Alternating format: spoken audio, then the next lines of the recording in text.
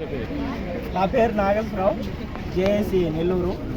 మేము గత డిసెంబర్ 16 నుంచి పెన్ డౌన్ కార్యక్రమం నిర్వహించి 20వ తారీఖు నుంచి సమ్మెలోకి వచ్చాం.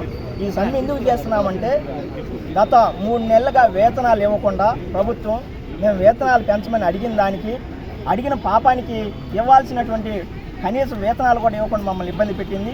అందుకని మా ఉద్యోగులు ఆకలి మంటలు, ఆకలి కేకలు తట్టుకోలేక రోడ్డు మీదకి వచ్చాం.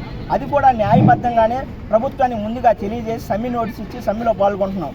అయితే 2 రోజుల క్రితం మేము విజయవాడలో విజయవంతంగా రాష్ట్ర వ్యాప్తంగా ధర్నా నిర్వహించి కార్యాలయం ముట్టడి నిర్వహించాం, ఎస్పీడీ కార్యాలయం. ఆ కార్యాలయం ముట్టడి విజయవంతమైన తర్వాత రాష్ట్ర అధికారులు ఏం పిలిచి మేము ప్రభుత్వంతో చర్చలు జరిపిస్తాం, మీ న్యాయమైన కోర్టులో డిమాండ్లు నెరవేరుస్తామని చెప్పి ఎలాంటి నోటీసులు ఇవ్వబోమని చెప్పి తర్వాత రోజునే మా అందరికీ కావాలని మమ్మల్ని విచ్ఛిన్నం చేయడానికి భయపెట్టడానికి నోటీసులు ఇచ్చారు. అందుకని ఆ నోటీసులు ఈరోజు దగ్ధం చేస్తున్నాం. ఎందుకంటే మా న్యాయమైన డిమాండ్లు న్యాయపరంగానే సమ్మె నోటీస్ ఇచ్చాం, ఆ పరంగానే మేము పోతున్నాం.